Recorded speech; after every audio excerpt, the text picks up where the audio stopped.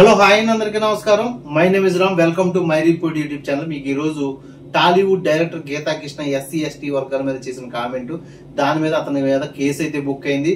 దీని మధ్యలో YouTube channel నడుపుకుంటున్న Dilip Shankar గారు ఏ విధంగా ఎంటర్ అయ్యారు, దీని మీద పూర్తి వివరణ ఇవ్వడానికి నేనైతే రిపోర్ట్ రెడీ చేస్తానండి. ఇంకెందుకు ఆలోచన, వీడియోలోకి వెళ్ళిపోదామా? సార్ వీడియోలోకి వెళ్దాం. సార్ ఈ వీడియో ఏంటంటే, డైరెక్టర్ గీతా కృష్ణ ఇతను ముందు చెప్పుకోవాలనుకుంటే, ఇతను టాలీవుడ్ డైరెక్టర్. ఇతను ఒక కాపు సామాజిక వర్గానికి చెందిన వ్యక్తి. ఇతను గతంలో అంటే వన్ ఆఫ్ ది టైంలో ఇతను కొన్ని సినిమాలు తీశారు. అందులో సంకీర్తన ఒకటి, కోకిల ఒకటి. ఆ తర్వాత ఈ మధ్యకాలంలో అతను పాడ్కాస్టింగ్ పెట్టుకుంటూ అండ్ యాక్టింగ్ స్కూల్ కూడా నడుపుతున్నారనేసి ఆయన సోషల్ మీడియాలో అయితే తెలుస్తుంది. అయితే ఈ పాడ్కాస్ట్ లో ఆయన గత 2-3 సంవత్సరాల నుంచి ఆయన మాట్లాడుతూ చాలా వరకు వ్యక్తులను దూషించడానికి ఎక్కువ ఇంపార్టెన్స్ ఇస్తున్నట్టుగా ఆయన వీడియోలు అయితే ఉంటాయి. అతని స్టైల్ ఆఫ్ వే అటువంటిది అనేది మనకు పూర్తిగా తెలియదు, కానీ ఎక్కువగా అతను అయితే దూషిస్తూ ఉంటారు. ఆ దూషించే క్రమంలోనే గతంలో రాజకోటి మ్యూజిక్ డైరెక్టర్ లో కోటి గారిని, అంటే సాలూరు కోటి గారిని ఆయన ఏదో అన్నారనేసి ఆయన కోటి గారు వచ్చి ఆయన సోషల్ మీడియాలో మాట్లాడుతూ, మీరు చాలా మంచి డైరెక్టర్, మీకు నాకు ఎంతో సాన్నిహిత్యం ఉంది, బట్ మీ మాటలు నన్ను చాలా బాధ పెట్టాయి, దయచేసి ఇంకోసారి ఇటువంటి మాటలు మాట్లాడవద్దు అనేసి కోరుకుంటున్నాను, లేకపోతే ఇది నా హంబుల్ రిక్వెస్ట్ అనుకుంటారు, ఆర్డర్ అనుకుంటారో మీ ఇష్టం అంటూ ఆయన అయితే మాట్లాడారు.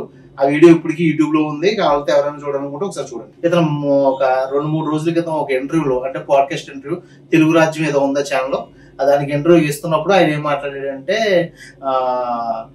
ఈ ఎస్సీ ఎస్టీలు అడుగు తింటున్నారనేసి వీళ్ళకి ఆ రోజులో అంబేద్కర్ రిజర్వేషన్ అయితే కల్పించడం జరిగింది, అలా బతికేహేరిలో అనేసి ఆయన వే ఆఫ్ స్టైల్ మాట్లాడేసిన తర్వాత అతని మీద చాలా మంది నెగిటివ్ కామెంట్లు పెట్టారంట. అతను తిడుతూ ఫోన్లో అయితే చేశారంట. ఆ ఫోన్ కి ఆయన స్పందిస్తూ ఒక సోషల్ మీడియా ప్లాట్ఫామ్ లోనూ అతను సారీ అయితే చెప్పాడు. నేను మాట్లాడే సందర్భం అది కాదు, BPL అంటే బిలో పావర్టీ లైన్, ఒక వివరణ అయితే ఇచ్చారు.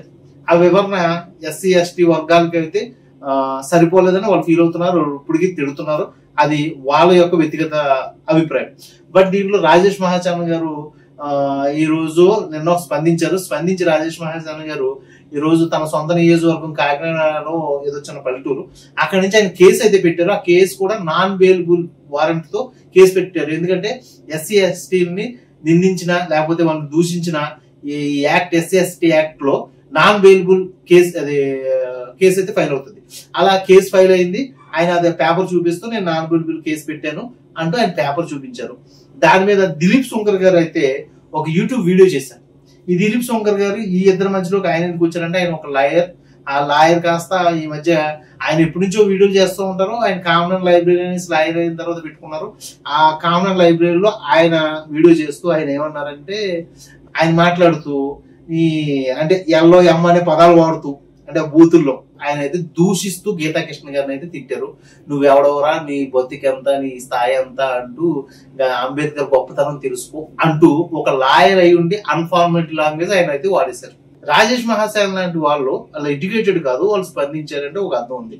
బట్ ఇక్కడ దిలీప్ శంకర్ గారు లాంటి ఒక ఉన్నతమైన లాయర్ స్పందిస్తూ, మీరు ఇరు వర్గాలని సమానంగా చూసి వాళ్ళిద్దరిని సంధి కుదిర్చి ఇటువంటి ఇష్యూల్ని, ఇటువంటి చాలా సెన్సిటివ్ మ్యాటర్స్ ని మీరు కంట్రోల్ చేయవలసింది పోయి, మీరు కూడా ఒక పక్షానికే మాట్లాడడం ఎంతవరకు కరెక్ట్? ఈ రెండిట్ల మధ్య వచ్చి ఈ పెద్ద గాలివాన్ని ఆపడానికి ట్రై చేసే వాళ్ళే పెద్ద మనిషి.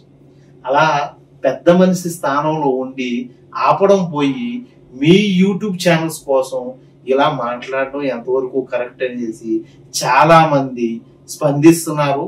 అది మీ దాకా తీసుకురావాలని దిలీప్ శంకర్ గారికి నా ద్వారా నేను తెలియజేసుకుంటాను. దిలీప్ శంకర్ గారు, ఏదైనా పెద్ద మనిషి తనం అంటే మాత్రం ఖచ్చితంగా ఇరు వర్గాల్ని సంధి కుదర్చడం. ఈ విషయం మీకు ఇంకొకసారి గుర్తు చేయాలి.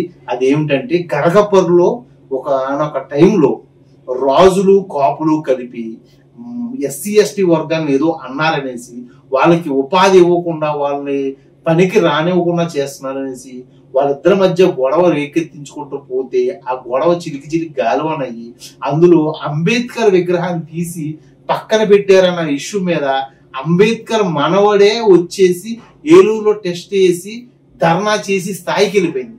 దీన్ని ఆ రోజుల్లో ముఖ్యమంత్రిగా ఉన్న చంద్రబాబు నాయుడు గారే ఆపలేకపోయారు. ఆ టైంలో ఒక ముద్రగంట పద్మనాభం గారు కానీ లేకపోతే వైఎస్ జగన్మోహన్ రెడ్డి గారు కానీ ఇటువంటి పెద్దలు వెళ్ళి సంధి చేసి వాళ్ళిద్దరిని రాజీ చేసి వాళ్ళని కూల్ చేశారు. ఇలా ఎవరైనా పెద్దరికం తీసుకుని చెయ్యాలి కానండి, దీన్ని ఇంకా రెచ్చగొట్టే విధంగా వీడియోలు చేయకూడదనేసి ఈ యొక్క వీడియోతో నా మనవి చెప్తున్నానండి. రాజేష్ మహాసేన గారు తీసుకుంటున్నారంటే అది ఆయన వ్యక్తిగత విషయం, ఎందుకంటే ఆయన ఆ వర్గానికి చెందిన వ్యక్తి కాబట్టి అతన్ని ఖచ్చితంగా అతను తీసుకున్న నిర్ణయం కరెక్ట్. అలాగే గీతాకృష్ణ గారు ఇప్పుడు దానికి వివరణ ఇచ్చుకుంటూ చాలా వీడియోలు చేస్తున్నారు. ఆ వీడియోలో ఆయన ఏం మాట్లాడుతున్నారు అంటే, సజ్జనార్ గారు సపోర్ట్ తీసుకుని నేను ముందుకు వెళ్తున్నాను, వీళ్ళందరి మీద కేసు పెట్టడానికి నేను సజ్జనార్ గారి దగ్గరికి వెళ్ళాను, సజ్జనార్ గారు నాకు అన్ని రిపోర్ట్స్ పట్టుకొస్తే నేను కేసుకి ఫైల్ చేస్తాను అనేసి గీతాకృష్ణ గారు తన వీడియోలో చెప్తున్నారు. రేపు పొద్దున దాని గురించి ఫుల్ వీడియోలు చేస్తాను అని అంటున్నారు గీతాకృష్ణ గారు. అలాగే ఈ రోజు ఈ ఇష్యూ కొంచెం చిలికి గాలివాన్ అవుతుంది. ఆ గాలివాన్ని మీరు ఆర్పాలని కోరుకుంటున్నాను. దిలీప్ శంకర్ గారే కాదు, యావత్తు తెలుగు రాష్ట్రాలైన 2 రాష్ట్రాలైన గవర్నమెంట్స్ ఎవరైతే ఉన్నారో రేవంత్ రెడ్డి గారు చంద్రబాబు నాయుడు గారు స్పందించి ఇమీడియట్ గా ఈ ఇష్యూని ఇక్కడతో క్లోజ్ చేయాలని కోరుకుంటున్నానండి. లేకపోతే ఈ ఇష్యూ రేపు పొద్దున్న ఒక పెద్ద పెను తుఫాను తీసుకురావచ్చు. ఎందుకంటే గరకపురం ఇదే జరిగింది, కారం చెడు ఇదే జరిగింది.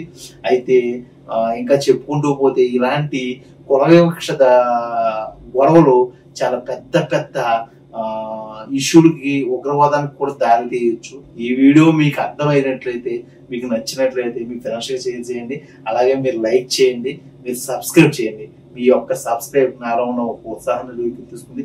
నేను ఇంకేదైనా టాలెంట్ వీడియోలు చేయడానికి లేకపోతే ఇటువంటి ట్రెండింగ్ విషయాన్ని చాలా క్లుప్తంగా మీకు చెప్పడానికి ఉపయోగపడుతుందని కోరుకుంటూ ఇట్స్ మై రిపోర్ట్ రామ్.